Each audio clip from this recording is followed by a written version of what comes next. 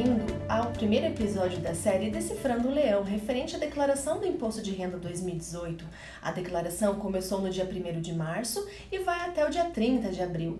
Nosso primeiro assunto vai ser sobre despesas dedutíveis. Eu me chamo Fernanda, eu estou aqui com a Luana, especialista em imposto de renda, e com a Juliana, a consultora aqui da Econete Editora. Então, o nosso primeiro tópico vai ser sobre dependentes. Luana, dependentes, eu posso ter mais de um dependente na minha declaração? Tem algum limite que eu possa utilizar esse dependente? Sim, Fernanda, é possível ter mais de um dependente na declaração. O que vai ser necessário que seja observado é a relação de dependência, tá? Para ver se realmente, a pessoa pode ser dependente do declarante. Então, nós vamos ter um episódio específico sobre dependentes, tá? Que seria o próximo episódio, mas nós vamos passar alguns pontos em relação a essa condição de dependência na declaração. O limite por dependente na declaração do Imposto de Renda de 2018 não foi alterado. Ele permanece em R$ 2.275,08 por dependente. Então, independente ali do número de dependentes que se inclua na declaração, o valor limite para a dedução dos rendimentos tributáveis por cada um deles será de R$ 2.275,08.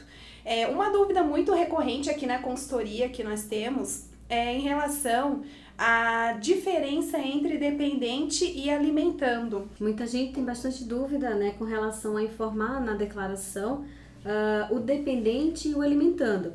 Muitas vezes sendo a mesma pessoa física, sendo dependente e alimentando.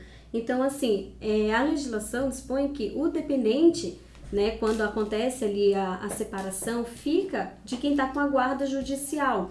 E o alimentando, aquele pai, ou enfim, a pessoa que paga a pensão alimentícia, Só que, no ano de divórcio, pode ser considerado a mesma pessoa física como alimentando e dependente na declaração, tá? Então, mas nos demais anos, que não seja de separação, dependente é aquele que está com guarda e o alimentando é aquele que paga a pensão alimentícia, Onde ele vai informar num pagamento ser efetuados o valor da pensão alimentícia, que não tem limite, O limite está só para o dependente, não para o valor pago de pensão alimentícia. Você mesmo comentou com relação à separação em si. E quando acontece a guarda compartilhada, como que fica? Somente um deve informar esse dependente? Como que é essa situação? Sim, no caso da guarda compartilhada, a mesma coisa, Somente um deve colocar como dependente, E a mesma coisa do divórcio, também no ano do divórcio é que pode ser essa situação, mas a mesma coisa. Sim. A questão ali da guarda compartilhada, ela não estava explícita na legislação, Nós tínhamos algumas soluções de consulta já falando sobre o tema,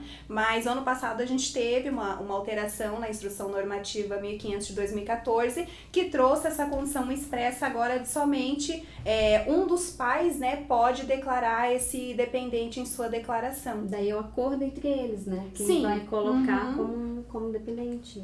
E uma outra situação, se eu colocar na minha declaração um dependente, e esse dependente ele tem algum rendimento, seja ele tributável, ou isento, eu devo informar? E será que vale a pena, eu colocar essa informação?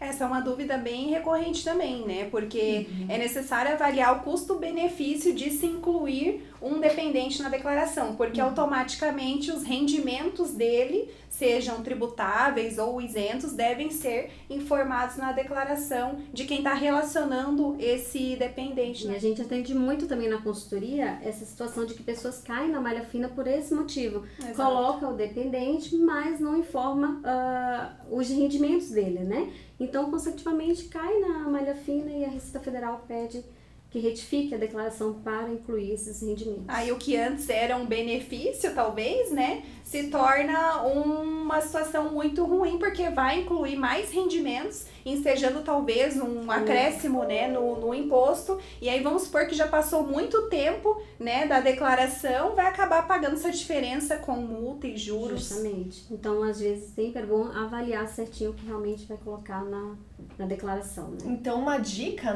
para o contribuinte é justamente isso, verificar se vale a pena ou não, tá colocando. Então, faça a simulação e verifique, vale a pena ou não eu colocar essa informação do dependente.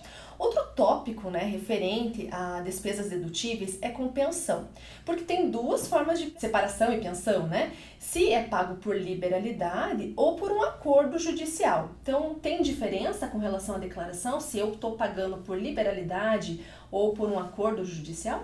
Hoje nós temos duas situações a serem observadas em relação à separação, tá? Nós temos a separação judicial, quando não há consenso entre as partes, onde precisa se recorrer a um juiz, né? E, consequentemente, o estabelecimento da pensão alimentícia para quem fica com a guarda, né? Do filho comum. E também existe a separação realizada, né? Através de escritura pública em cartório, uma separação mais consensual, digamos assim, né? Onde ali mesmo já é estabelecido também uma pensão que vai ser paga para esse dependente, né? Então, e além disso, ainda existe a pensão paga por liberalidade, né? Que não é fixada nem por autoridade judicial e nem por escritura pública em cartório. Só pode realmente colocar nessas duas primeiras hipóteses que a Luana falou, né, por decisão judicial ou nessa parte de escrituração pública pelo cartório, aquela simplesmente que você paga sem ter nenhum documento hábil que comprove ali essa pensão alimentícia, não tem previsão para ser dedutível. E também muitas pessoas chegam na consultoria também colocando essas informações e também caem na malha por não ter essa documentação que comprove. Então está aí mais uma dica, né, para o contribuinte, né? Verificar com o seu cliente quais as documentações que ele tem em mãos, né? Se ele é efetivamente separado judicialmente ou é por liberalidade, porque caso, né, venha colocar uma informação incorreta, justamente pode cair em malha, que a gente sabe que a fiscalização é grande, então se atente, né, contribuinte, se você estiver fazendo de algum cliente mesmo, né, essa questão, né? Se ele tem essa documentação para justamente estar acompanhando, né? E tem muita ligação, então, nesse sentido, Juliana? Tem bastante ligação. As pessoas, só pelo fato de ter essa despesa, acham que tem o direito de utilizar como dedutível, mas, na verdade, tem que avaliar, né, para ver se realmente tem ali a decisão judicial ou a escritura pública que comprove. Certo. E agora, o nosso outro tópico é referente à previdência complementar. O pagamento que eu faço com relação à previdência complementar, ela é dedutível também na declaração do imposto de renda? Existem duas formas de previdência mais comuns, assim, né? Ou pelo menos as que chegam mais aqui para efeito de conhecimento da consultoria, tá? Que seria o PGBL e o VGBL, tá? O PGBL é a previdência complementar dedutível na declaração, respeitando ali até o percentual máximo de 12% do rendimento tributável. Também é uma dúvida também muito grande, né? O pessoal liga bastante perguntando com relação a isso. Então, assim, o PGBL, que é esse que a Luana falou, que tem 12%, né? Pode ser utilizado dedução de 12% na declaração da pessoa física, ele fica em pagamentos efetuados, né? Então, aquele que você pagou durante o ano calendário limitado a 12%, ele vai ficar lá na ficha de pagamentos efetuados. Já o VGBL, ele é um bens de direito, vai para a declaração de bens e direitos, né? Para a ficha, né, de bens e direitos. Então, a pessoa que paga o VGBL, ela deve informar o valor pago no ano calendário na ficha de bens e direitos. Então, essa é a diferença, onde muita gente confunde o qual deles é dedutível e qual não são, porque só o PGBL que é dedutível, né? Limitado a 12% do rendimento tributável. O VGBL, ele fica em bens e direitos, não pode ser utilizado como dedutível na declaração. Certo. Lembrando que, nesse caso, é obrigatório também que a pessoa em si seja contribuinte regular da Previdência Oficial, para fazer essa dedutibilidade também da Previdência Complementar, né? Só tendo esse detalhezinho assim, porque às vezes só pagando a Previdência Complementar, o contribuinte pode achar que já pode fazer a dedução direta, né, respeitando o limite e tudo mais, mas ele precisa também recolher a Previdência Oficial, tá? Certo, então aí a dica, né, da especialista, né? Então se atentar com relação a isso. O nosso próximo tópico é sobre despesas médicas, né? Então a gente sabe, né, que tem pessoas que pagam, né, plano de saúde ou até mesmo, né, faz o pagamento, né, das suas despesas, né, como particular mesmo, né? E daí vem a dúvida com relação a despesas. Qualquer especialidade, né, eu posso utilizar como despesa dedutível ou tem algumas restrições com relação a isso? Primeiro, cabe lembrar que em relação a limites, né, de dedutibilidade com despesas médicas não existe, tá? Então, desde que devidamente comprovadas, tá, as despesas médicas utilizadas na declaração para fins de dedução não possuem limite, né? Então, não são todos também as especialidades médicas, né, abrangidas pela dedutibilidade.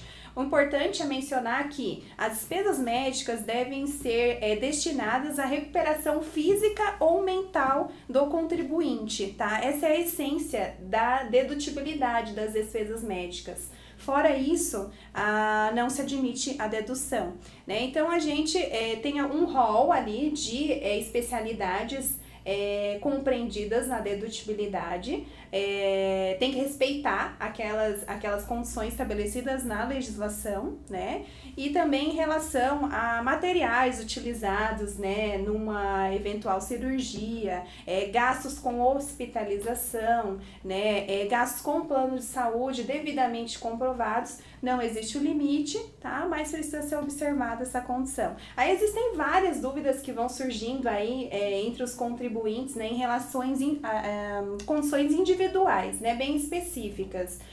Como, por exemplo, a despesa de parto. Despesas com silicone, o pessoal pergunta bastante. Despesa com farmácias, medicamentos. São diversas despesas que o pessoal pergunta, mas assim, tem que primeiro olhar, feito a Luana falou, né, a especialidade, né, e realmente está previsto em legislação, porque nem tudo vai estar previsto, né, que pode utilizar como despesa dedutível.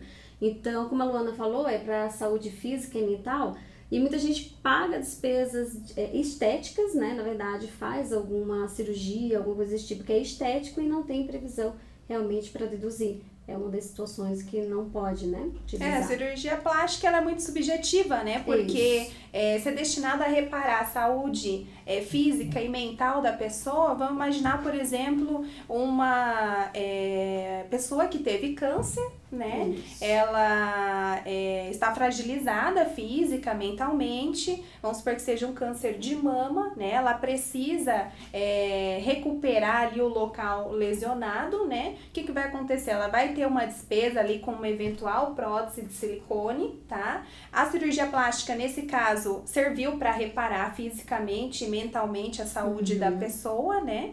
E nesse caso, ela vai poder deduzir. Só um detalhezinho ali para a questão do silicone é que ele deve estar integrado na fatura hospitalar, né? Então, se comprou ali por fora, né? Geralmente isso não acontece, tá? Mas deve estar dentro da fatura hospitalar. Com relação ao que a Juliana mencionou, com relação aos medicamentos, a gente teve uma participação, né, no Facebook com relação a esse tipo de dúvida, tá, Juliana?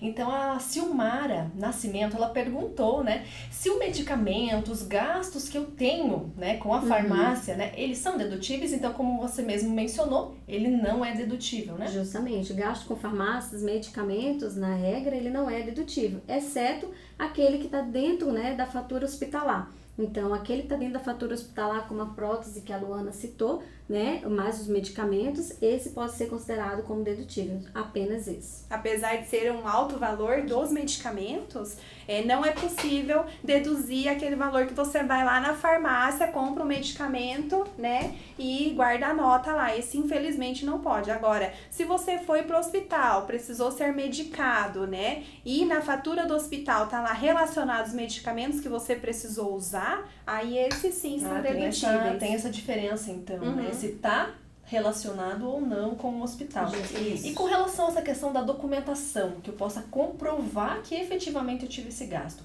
é somente nota fiscal ou um recibo? O que eu posso me utilizar como documento hábil? A nota fiscal é o documento preferencial, digamos assim, tá? Porque ali consta os dados do prestador de serviço, bem como CNPJ, razão social, consta ali também o valor, né? Consta o beneficiário do serviço, seja o próprio declarante ou o seu dependente, consta a data, né? Então, o tipo de documentação preferencial seria a nota. Na ausência de nota, é permitido um cheque nominativo ao prestador de serviço, tá? Isso também comprova.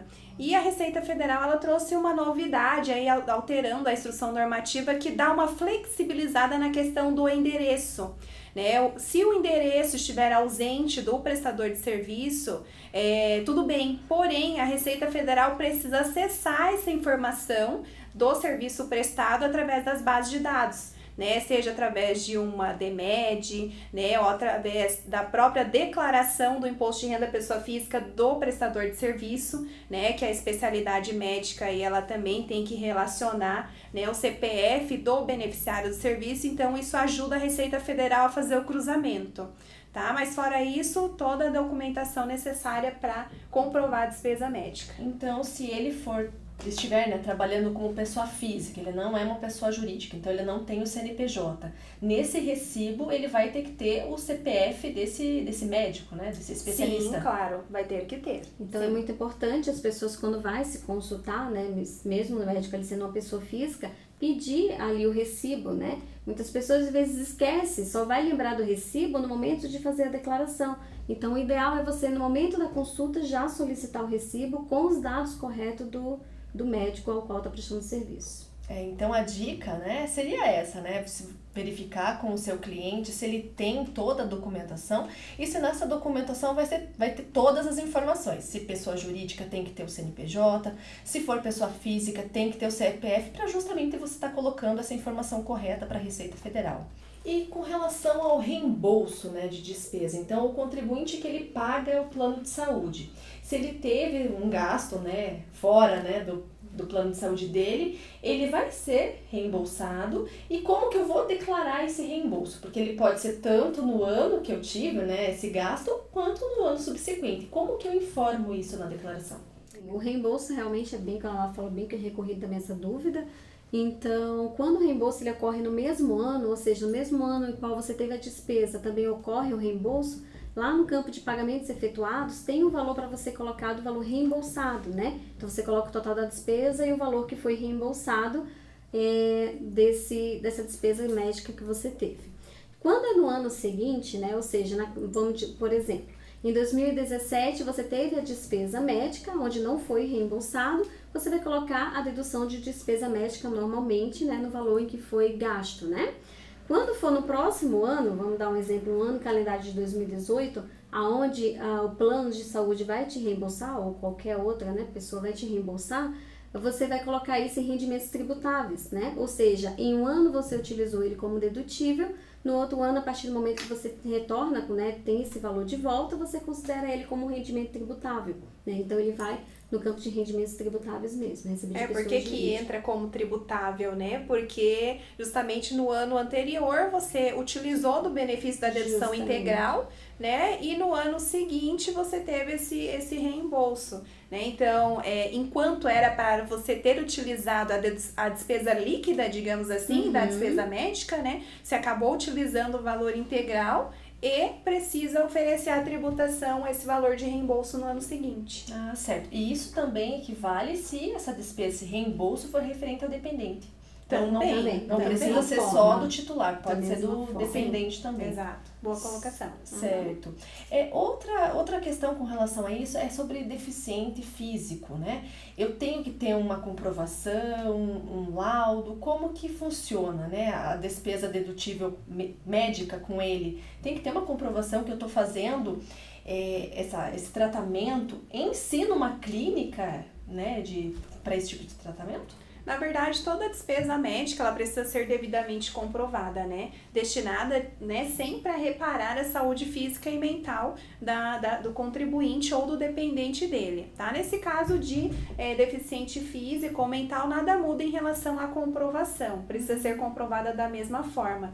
E as despesas com instrução desse dependente ou do próprio contribuinte é considerado despesa médica, quando se trata de contribuinte ou dependente com deficiência física ou mental. Certo, então nesse caso ele não vai ter um limite em si, né, com relação a isso, porque ele pode ser tanto por instrução, como fosse instrução. É considerado despesa médica nesse caso. Aí entra na não limitação, né, do valor. Certo. E com relação à entidade familiar?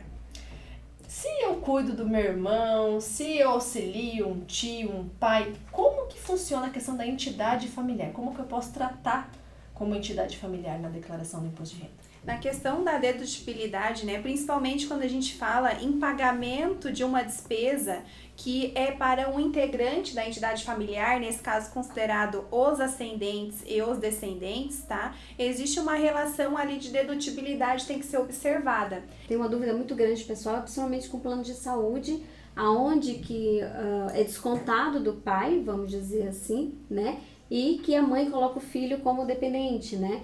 Aí, tipo assim, eu paguei, por que eu não posso colocar ele como dependente, né? Então, na verdade, por ser uma entidade familiar, como a Luana falou, não precisa bem de uma comprovação, porque faz parte de uma família, pai, mãe e filhos, né? Então, você pode colocar, se o pai pagou a despesa de plano de saúde, da mãe e dos 2 filhos, cada um vai colocar na sua declaração. Então, o pai vai colocar a despesa dele com plano de saúde, a mãe vai colocar a despesa dela com plano de saúde e os dependentes para cada um de acordo com o que vai na declaração. Ou seja, mesmo que um só tenha descontado da folha de salário de um só, né? Então, isso aí é uma das partes da entidade familiar onde o pessoal tem bastante dúvida, porque desconta de um, mas é informado na declaração em separado, de acordo com a despesa de cada um. Mesmo que eles entreguem a declaração em separado, né? Então, o pai e a esposa, né? Ela pode informar também na declaração dela, mesmo que o gasto, né? O desembolso foi do marido, né? Isso, cada um vai informar a sua quantia, da sua despesa médica, né? De plano de saúde. Então, se no montante ali, um exemplo, deu R$1.000 de despesa médica no ano descontado, do pai, vamos dizer assim, que seja da folha de salário dele, tem que ver o quanto que foi referente à mãe com CPF tal, filho com CPF tal e o do próprio pai, aonde vai ser colocado separadamente. É importante mencionar que se esse terceiro que tem o ônus, né, não seja integrante da entidade familiar, que novamente, né, são os ascendentes e os descendentes, é necessário se comprovar a transferência de recursos para que os beneficiários de fato consigam declarar essas despesas na declaração. Justamente, isso acontece muito com os avós, às vezes os avós pagam, né? Sim. Enfim, então tem que ter essa comprovação aí da transferência, né, dos valores. Certo, e uma dúvida agora com relação à terceira idade, né? Os gastos que os filhos, né, geralmente, né, têm com relação aos gastos com hospitalização ou até mesmo a clínica geriátrica, isso é dedutível? Na verdade, vai ser dedutível a despesa com clínica geriátrica caso ela seja considerado hospital. Então, existe uma série de particularidades ali para atender o conceito de hospital. Ter atendimento de urgência e emergência, ter pronto socorro, né? Enfim, tem um série de requisitos ali para se enquadrar como hospital, tá? Então, sendo hospital, poderá deduzir como despesa médica. Agora, se for uma casa de repouso, né, que não tem essa infraestrutura hospitalar, infelizmente não vai poder deduzir. Mesmo que o gasto, né, geralmente é bem alto, então isso tem que tomar cuidado, né? Tem que tomar bastante cuidado, tem que ter a certeza de que é comparado a um hospital, como a Luana falou, né? Senão também pode cair em malha. Justamente, a gente está querendo justamente isso, né? Evitar que caia em malha. Outra dúvida é com relação a despesas com instrução, né? Com ensino. Tem um limite? Como que funciona? Bom, Fernanda, sim, nós temos um limite. Diferentemente das despesas médicas, onde não há limite, as despesas com instrução possuem o limite de R$ 3.561,50, tá? Por declarante e por dependente relacionado na declaração. É importante lembrar que o excesso de despesas com instrução de um dependente ou do próprio declarante não pode ser transferido para outro dependente, tá? Então, R$ 3.561,50, né, individual. Né? Aí a gente tem as despesas em si, né? As despesas com ensino infantil, que vai desde a creche, tá? Ensino fundamental, ensino superior, cursos técnicos e tecnológicos, tá? Todos esses gastos com instrução são dedutíveis respeitando ali o limite de R$ 3.561,50. Juliana, a faculdade, né? Então, a gente, pelo que a Luana falou, faculdade, ela entraria. Mas a pós-graduação, o doutorado, isso também se encaixa como despesa? Também, você pode deduzir a despesa que você tem com pós-graduação, doutorado, mestrado, né? Todos esses você pode utilizar como dedução. Lembrando que para aquele dependente, vamos dizer assim, né, que tem mais do que 21 anos de idade, só pode utilizar a dedução com instrução se for realmente o técnico, o tecnólogo, né, e a graduação. Essa graduação que pode ser após doutorado, mestrado, né. Então, só para esses dependentes que tem mais de 21 anos, tem que ser técnico, tecnólogo ou a partir da graduação ali em diante. Inclusive, se esse dependente, né, até 24 anos, né, filho ali, enteado, tá, estiver estudando até 24 anos, é um critério para relação de dependência, tá? Mas se há o trancamento da matrícula durante todo o ano calendário de referência, que nesse caso é 2017, tá? Não pode ser deduzido porque houve o trancamento da matrícula durante todo o ano. Então, às vezes essa é uma dúvida também, né? E também existem alguns gastos que não são dedutíveis, né? Como ensino de idiomas, cursinhos pré-vestibular, natação, tá? dança, né? Essas partes, curso de inglês, né? Isso, então, o material escolar, né? Gasto, uniforme, né? Esses acessórios, né? Não são dedutíveis. É importante lembrar também que tanto para as despesas médicas que a gente falou anteriormente, quanto para gasto com instrução, se refere ao que foi pago no ano, tá? Então, por exemplo, se eu estou pagando uma matrícula, né, para que o meu filho estude em 2018 na escola X e eu paguei em 2017, essa matrícula que eu estou pagando em 2017 entra para dedução de 2017, tá? Então, às vezes... pagamento, né? Não a competência. E é a mesma questão com relação à entidade familiar, vocês mencionaram a questão da entidade familiar com relação a despesas médicas. Para a instrução também é a mesma coisa. Para a instrução é a mesma aplicabilidade, né? Se, por exemplo, um só, né, arca com todo aquele gasto, né, com despesa de instrução, tá? Porém, o dependente está relacionado na declaração do outro cônjuge. Esse valor que foi gasto com esse dependente pode ser relacionado na declaração de quem inseriu, né, o dependente, tá? Não tem problema, a entidade familiar funciona da mesma forma. Isso é muito importante, né? Lembrando, como a gente já tinha falado na parte de despesa médica, é justamente aquela pessoa que tem o dependente realmente colocar a despesa médica mesmo que um outro tenha pago. Certo, mesmo que o desembolso, né, foi da outra pessoa. Sempre do beneficiário, né? Seja da despesa médica ou do gasto com instrução. Justamente. E nunca é só olhando quem pagou a despesa em si. Certo. E com relação ao crédito educativo, né? A gente sabe que tem muita dúvida nesse sentido. Eu estou pagando uma parte como crédito educativo, né, para o banco, e estou pagando um tanto para a universidade. Como que funciona? Esses dois gastos eu posso informar? Sim, pode informar, só que assim, o que realmente é dedutível como instrução é aquilo que você paga para a instituição de ensino. O que você paga lá para o banco, para o financiamento, ele não é considerado como uma despesa dedutível.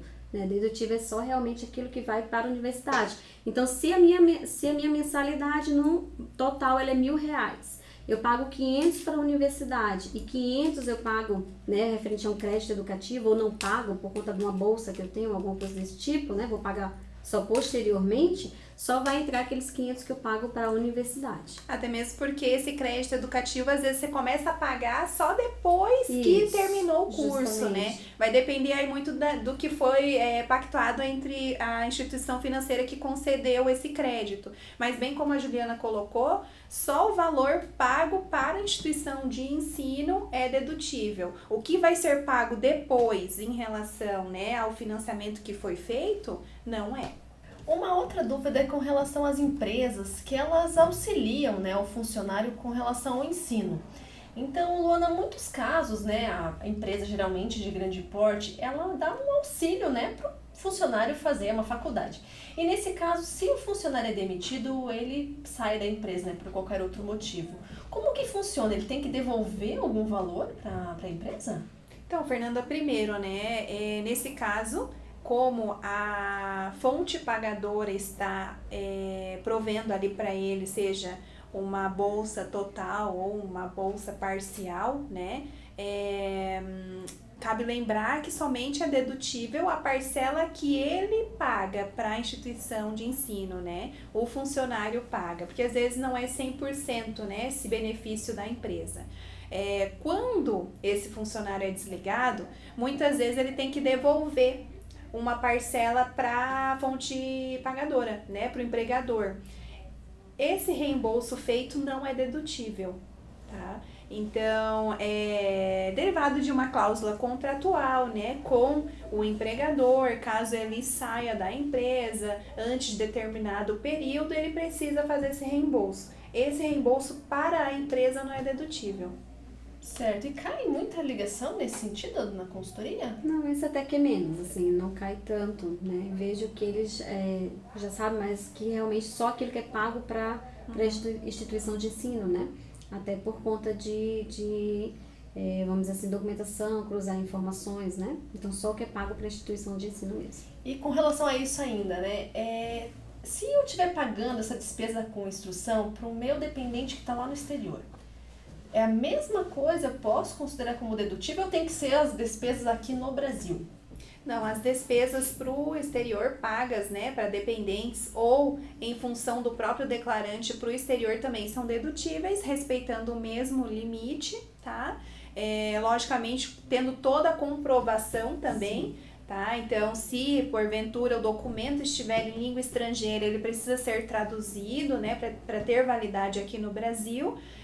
Fora isso, não tem mais nenhuma outra particularidade, só a questão do próprio limite, que não muda, né? E não existe um limite adicional para gastos no exterior, o limite é único, com instrução. Justamente, então é a mesma coisa de quem paga aqui no Brasil, pagando para o exterior, tem o limite e tem que ter a comprovação, independente seja no Brasil ou no exterior. Certo. E vamos dizer que ocorreu o divórcio, né, durante o ano. Quem que pode estar deduzindo, né, esse valor? É os dois ou como que funciona?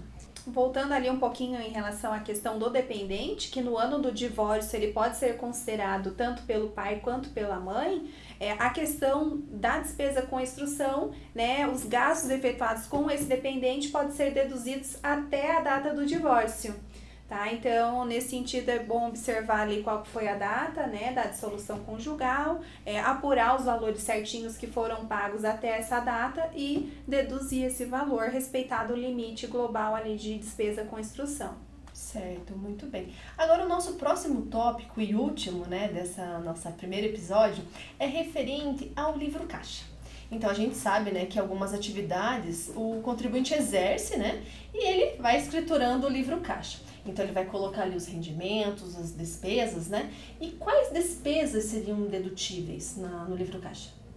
Então, primeiramente é bom lembrar que o livro caixa ele é utilizado por profissionais autônomos, né? Aqueles que exercem a profissão como pessoa física.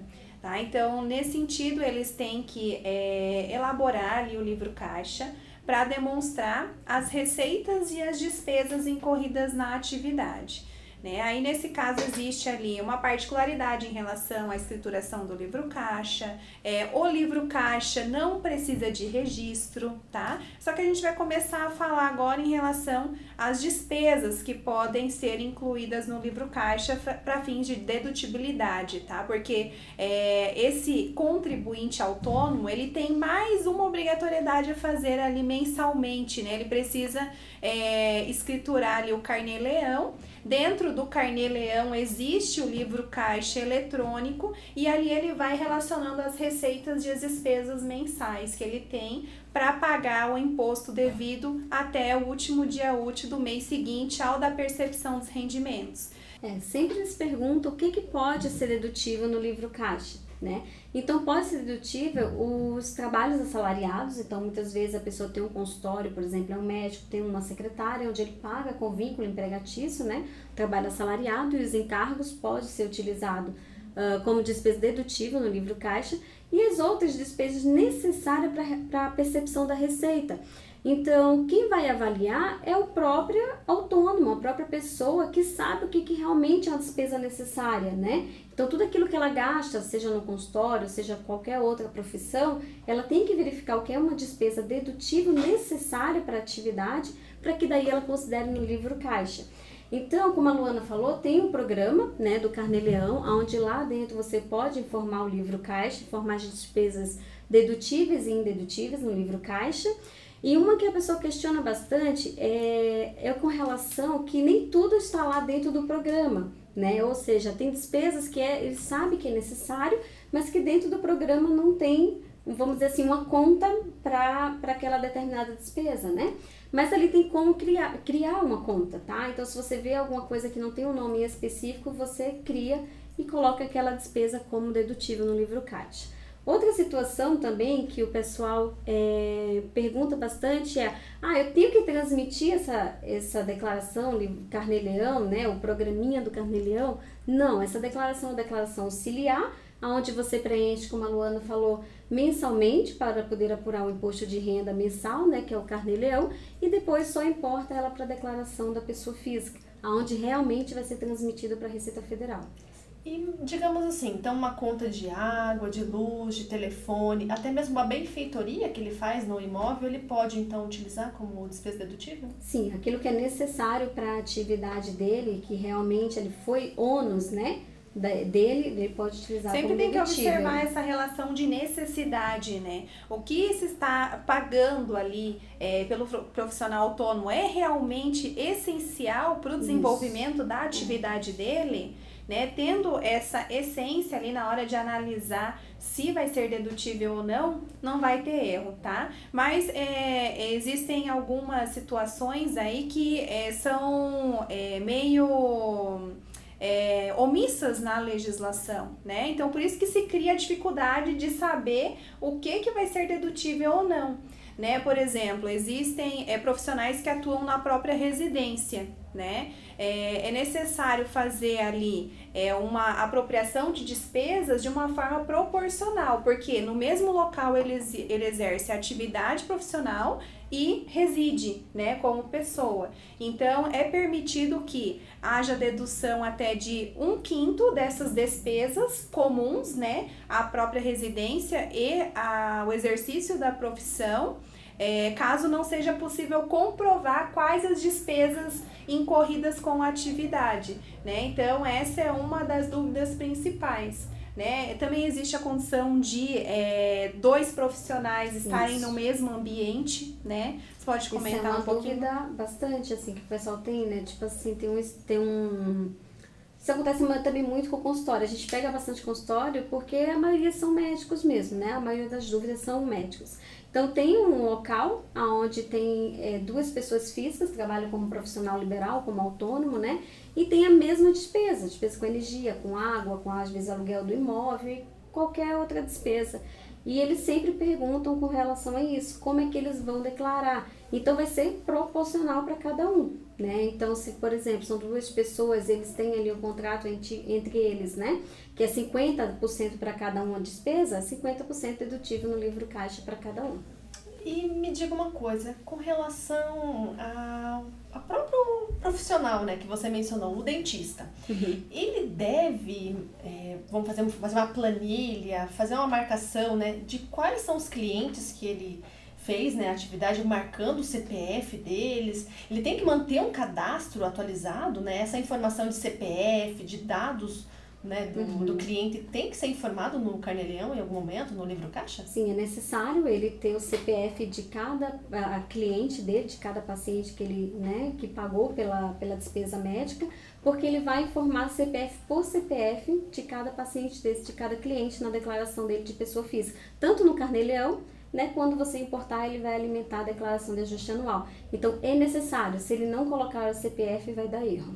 São alguns profissionais, né, que exigem essa informação do CPF do tomador de serviço, tá? Dentre eles o médico, o advogado também, psicólogo. Existe também um último que foi incluído recentemente, que foi o administrador de bens imóveis, né? Então, esses profissionais profissionais, eles precisam ter um cadastro atualizado dos tomadores de serviço para que não falte nenhuma informação. Por que isso é exigido da Receita Federal? Justamente para cruzar depois com eventuais despesas dedutíveis, né? Então, é importante que o profissional esteja atento. Essa condição, ela não é nova, tá? Ela vem desde 2015, então, quem já passou aí por algumas declarações nesse contexto já está acostumado a pegar o CPF do tomador de serviço para relacionar direitinho na declaração. Isso é muito importante, senão o médico, por exemplo, o médico não informa, mas aí o paciente informa aquela despesa, com certeza o médico vai cair na malha, ou o próprio paciente, a própria pessoa física, né, que utilizou como dedutivo, vai cair também, porque não cruzou as informações, né, entre o profissional e a pessoa que tomou o serviço. Esse é um tipo de cruzamento, aquele que a gente comentou lá atrás, no despesas médicas, em relação à ausência de endereço. Né? Se tiver ausência de endereço no comprovante em si da despesa médica, porém a Receita Federal conseguir identificar na declaração do médico que o CPF X tomou o serviço dele, né, a ausência de endereço não descaracteriza a dedutibilidade da despesa. Por isso que é importante o CPF. Certo. Luana, eu gostaria que você deixasse um pouquinho mais claro com relação a quem pode utilizar o livro caixa. Você mencionou que o livro caixa, ele pode ser utilizado pelo autônomo, né, que trabalha, né, individualmente, né, como pessoa física em si. Mas tem alguma atividade que ele não pode utilizar o livro caixa? Existem basicamente 3 atividades, Fernanda.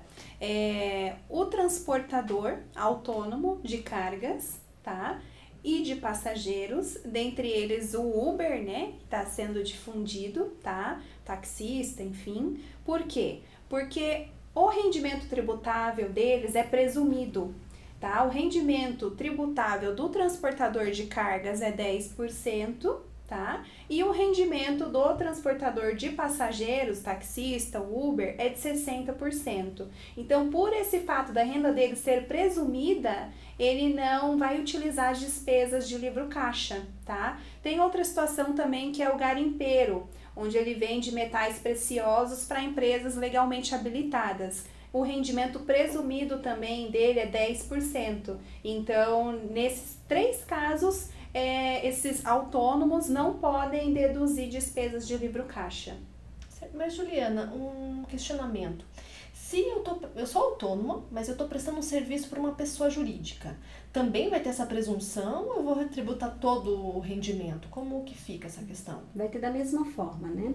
Como a pessoa jurídica ela faz retenção na fonte, né, quando ela está pagando para esse autônomo, essa pessoa física, ela vai utilizar como base, né, para cálculo do imposto de renda, também esse percentual mínimo, né? Transportador de cargas e o garimpeiro 10% e o transportador de passageiros 60%. Então, a mesma forma. Então, mesmo que seja ali na retenção, vai ter também que utilizar esses percentuais presumidos. Esse autônomo que presta serviço exclusivamente para pessoa jurídica, ele vai escriturar também o livro caixa, né? Só que as despesas dedutíveis na declaração vão ser limitadas ao valor da receita dele, tá? Eventual excesso de despesas no mês, ele pode ser utilizado até a competência de dezembro. Né? Não se permite transportar de um ano calendário para o outro as despesas do livro caixa. Já falando de outras atividades que não seja essa que a gente citou agora, né? Sim. Certo. E um representante comercial, a gente sabe, né, que tem muitas pessoas que trabalham como representante. O que eles podem, né? Vocês podem citar alguns exemplos do que eles podem utilizar como despesa dedutível? O representante, ele tem muito gasto com o próprio veículo, né? Combustível, lubrificante, pedágio, enfim, porque é um autônomo que viaja muito, né? Aí, nesse caso, só para ele, né, existe essa particularidade de deduzir despesas com o veículo de transporte do trabalho. Certo. E livros, né? Algumas profissões, né? A maioria, né? Tem que estar sempre se atualizando. O livro, ele pode ser dedutível? Se for necessário para a atividade do profissional, né, ele pode sim considerar como uma despesa dedutível, portanto que ele tem um documento hábil e idôneo que realmente comprove, né, essa despesa necessária. Então pode sim mas tem que avaliar se realmente é necessário. Mas nesse mesmo contexto, né? Se eu tô indo para um seminário, para um congresso, isso também? Também, da mesma forma, né, se você tem despesas. Agora, lembrando que esse congresso, esse seminário, tem que ser voltado à atividade dele, ao que realmente ele exerce, né, a profissão daquele autônomo, né? Então, pode sim também considerar como dedutível, contanto também que tenha todo o documento hábil para comprovar essa Vamos despesa. supor que seja um médico, né, que está participando de um seminário, ele vai expor um estudo, né, aquilo ali, tipo, às vezes nem é necessário para a atividade dele, mas em decorrência do estudo que ele fez, do desenvolvimento profissional que ele teve, o gasto ali ele pode ser considerado para manutenção da fonte produtora, ou seja, ele está se especializando, né, em determinado assunto, enfim. Que tem a ver com a atividade que ele exerce. Né? E o pagamento para o sindicato, ele entra como despesa dedutível? Na verdade, o pagamento para sindicatos, todas as despesas entram no mesmo contexto, tá? Desde que necessárias para a manutenção da fonte produtora, né? Há quem interprete que sim, que é necessário, em alguns casos realmente né? Sem o pagamento eu não posso continuar exercendo a atividade, com isso eu não posso continuar oferindo receitas, tá? Mas sempre tem que se avaliar exatamente se é necessário para a manutenção da fonte produtora. E para finalizar, né, esse nosso tema, né, esse tópico, eu gostaria que vocês deixassem, né, umas dicas, né, para o nosso contribuinte com relação a como que eu posso comprovar essas receitas e despesas, né? E se, como mesmo o aluno já tinha comentado, mas se extrapolar, se ultrapassou aquele valor que eu posso utilizar, né? O que eu faço? Deixo para o ano seguinte? Não? Como que eu faço? Para comprovar necessariamente, como a gente já vem falando, em documento hábil idôneo, pode ser nota fiscal, né? Documento que realmente comprove a despesa necessária para essa pessoa que tenha física, a identificação, né? Todas as né? identificações necessárias, né? Realmente dele como comprador. Ele pode utilizar essas despesas, então se um mês ele teve mais despesas do que receita, ele pode levar para o mês seguinte, né? Mas até o mês de dezembro. Então, para o ano calendário seguinte, não pode mais utilizar aquelas despesas que excederam, né? Ou excederam a receita dele ali no mês. Só de mês em mês. Existem algumas situações, ali, alguns gastos, né, para finalizar, que não são dedutíveis. Né? A própria legislação dispõe ali que não são dedutíveis depreciação de imóveis, né? E até mesmo aqueles bens que têm duração superior a 1 ano. Aí eles já se enquadram mais como bens duráveis, né? E não são gastos de fato. É uma cadeira especial, né, para o consultório, os próprios móveis, enfim, né? Bens com vida útil superior a 1 ano não entram para gastos rotineiros, né, de despesas necessárias para a manutenção da fonte produtora. E lembrando que é essencial guardar todas as documentações necessárias, né, pelo prazo de prescrição e decadência, né, então é necessário guardar a documentação para comprovar aquela despesa de livro caixa. Eu gostaria de agradecer a presença, né, da Luana e da Juliana, né, nesse primeiro episódio da série Decifrando o Leão.